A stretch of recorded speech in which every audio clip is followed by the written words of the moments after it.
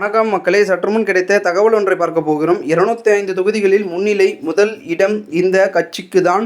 இன்று வெளியான கருத்து கணிப்பு திடீர் தகவல். இந்த ஒரு தகவலை பற்றி தான் நாம் பார்க்க போகிறோம்.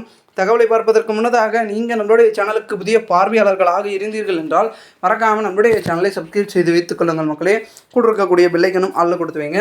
அப்போ தான் அரசியல் சார்ந்த நிகழ்வுகளாம் நீங்கள் தினசரி உடனுக்குடன் தொடர்ந்து தெரிந்து கொள்ள முடியும். இப்போ வாங்க வீடியோக்குள்ளே போயிடலாம். தற்பொழுது பெரும் விதத்தில் பார்க்கக்கூடிய இடத்தில் 4 முனை போட்டியில் யாருக்கு வெற்றி, முதலிடம் யாருக்கு, விஜயா, சீமானா, ஸ்டாலினா, எடப்பாடியா அப்படின்ற ஒரு எதிர்பார்ப்பு நிலவிக் கொண்டிருக்கிறது. நான் இவங்களுக்கு ஓட்டு போட்டேன், இவங்க ஜெயிச்சிருவாங்களா, அவங்கெல்லாம் அவங்களுக்கு போட்டாங்க, அவங்க ஜெயிச்சிருவார்களா, இவர்களெல்லாம் இவர்களுக்கு போட்டார்கள், இவர்கள் ஜெயிச்சிருவாரா, இல்லை அவங்க வந்துடுவாங்களா, இவங்க வந்துடுவாங்களா அப்படின்ற எதிர்பார்ப்பு அதிகமாகி கொண்டிருக்கிறது. ஏன்னா ரிசல்ட் இன்னும் 2 நாளில் வரப்போகுது. அப்படி இருக்கிற பட்சத்தில் பார்த்திங்கன்னா என்ன நடக்க போகிறது, என்ன மாதிரியான மாறுதல்கள் மாற்றங்கள் அப்படின்றது குறிப்பிட்டு நம்ம பார்க்கப்பட வேண்டிய ஒரு சில சூழலுக்கு நம்ம தள்ளப்பட்டிருக்கிறோம். இதனால் கண்டிப்பாக பார்த்திங்கன்னா எப்போ எது எங்கே எப்படி நடந்தாலும் தமிழகத்தில் தேர்தல் என்பது பெரும் விதத்தில் பார்த்திங்கன்னா இருந்துகிட்ருக்கு. மாற்றத்தை விரும்பக்கூடிய மக்களே 70%, மீதி 30% இதே நிலைமை இருக்கட்டும் அப்படின்ற பழைய அரசியலே வேண்டும் அப்படின்ற நினைக்கும் மக்களும் இருக்கிறார்கள் 30%.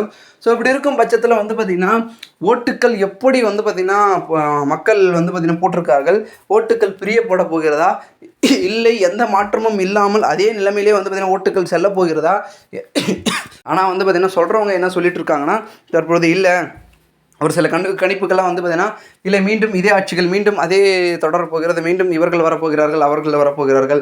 ஆனால் யதார்த்தம் மக்களே சரி, ஒரு கணிப்புகள் ஒரு பக்கம் இருந்தாலும் கூட ஓட்டு போட்ட மக்கள்கள் வேலை செய்கிற இடமோ இல்லை வீட்லேயோ தெருவிலையோ ஊர்லேயோ எங்கே பேசினாலும் அவங்க பார்த்திங்கன்னா நான் இங்கே போட்டிருக்கேன், நான் அங்கே போட்டிருக்கேன், அவருக்கு போட்டிருக்கேன், இவருக்கு போட்டிருக்கேன்னு அவங்க மூலயமா பேசுகிறாங்கல்லவா.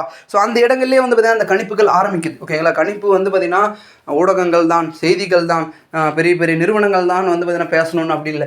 பொதுமக்கள் வாயிலாகவோ ஊர் வாயிலாகவோ பார்த்திங்கன்னா அவங்க பேசுகிற பேச்சுக்களே பார்த்திங்கன்னா கணிப்புகள் இருக்கும். ஏன்னா இவங்களுக்குலாம் தெரியும் இந்தளவுக்கு ஓட்டு போட்டிருக்கோம், இவ்வளோ ஓட்டு சதவீதன்றதை. அதன் மூலமாக பார்த்திங்கன்னா ஒரு சில சர்வேக்களும் எடுத்திருக்கார்கள், ஒரு சில சர்வே முடிவுகளும் வெளியாகுது.